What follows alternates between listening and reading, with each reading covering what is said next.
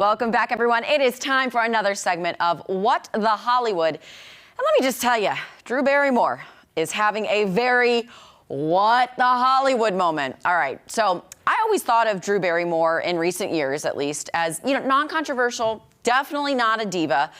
But as of September of this year, she is very controversial and exuding some diva tendencies. So if you remember last week, I told you how she wrote about resuming her daytime talk show amid the writer's strike. Many people did not take kindly to this information, shamed her on social media, and she received a ton of backlash. She was even coined a scab by multiple people online. I had no idea what this word scab meant in terms of an insult. So scab is also a slang term for someone who crosses a picket line during a strike, choosing to work instead of joining coworkers in protesting low wages or harsh treatment by an employer. So then this Saturday, she issued a video kind of apologizing, but not really. She shed a few tears, albeit fake, and made sure she looked her most disheveled. This seems to be what celebrities do now. So let's take a look at a portion of her apology video. I believe there's nothing I can do or say in this moment to make it okay. I wanted to own a decision so that it wasn't a PR protected situation, and I would just take full responsibility for my actions. I know there's just nothing I can do that will make this okay for those it is not okay with.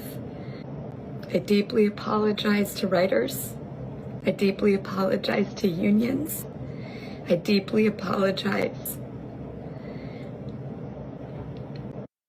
Yeah. Okay, so she proceeded in this video to double down on why she would be continuing production on season 4, saying, quote, "There's a huge question of why. Why am I doing this? Well, I certainly couldn't have expected this kind of attention.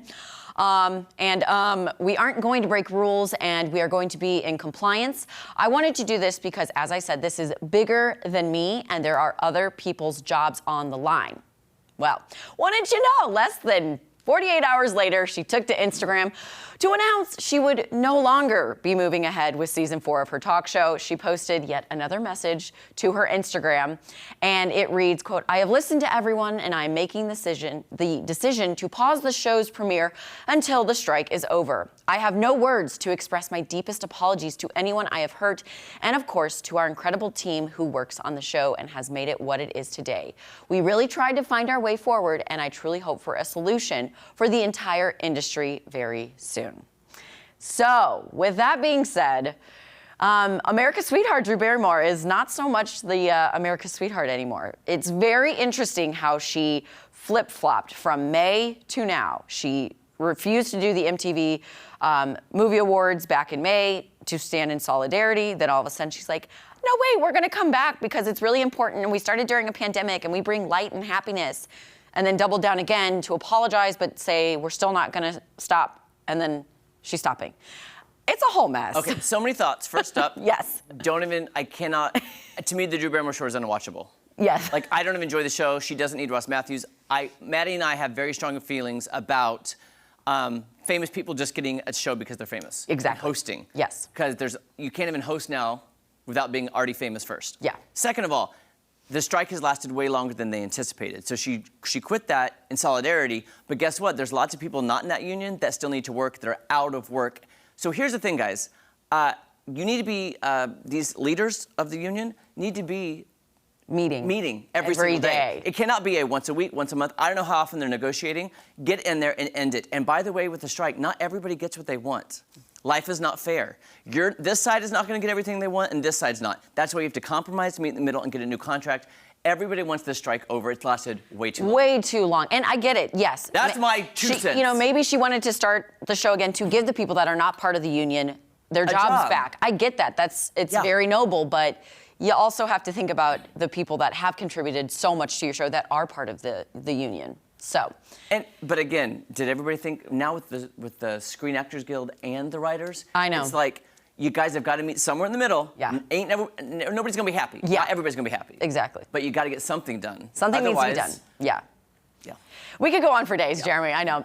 Okay, so let's move on. Almost every Chiefs fan worst nightmare has come true, or at least these two Chiefs fans.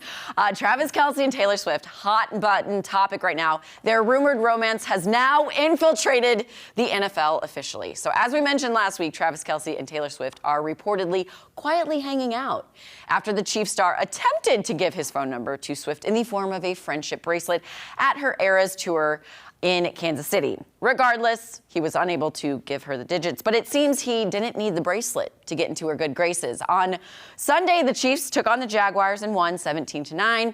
And after Kelce scored a touchdown, an NFL announcer took this opportunity, knowingly or unknowingly, I don't know, to make a Taylor Swift song reference. He said, I had a video, but anyways, the announcer said, quote, Mahomes floats it up, caught, touchdown, Travis Kelce.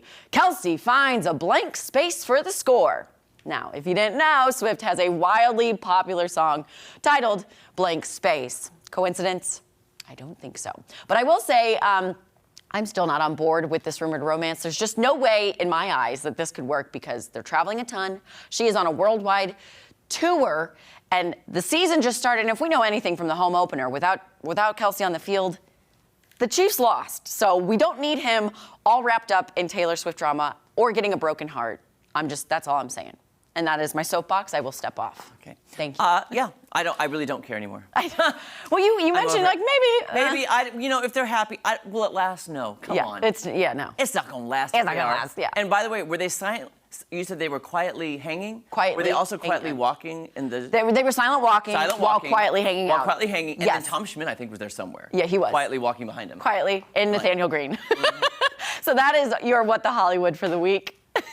We're both getting off our soapboxes right now because there's so much more fun on Ozarks Fox AM right after this. And Drew Barrymore was pressured. There's no way. Yeah. She had to do that because she had of the pressure. Of course. She is, yeah. If she wants to be, like, again, America's sweetheart, she's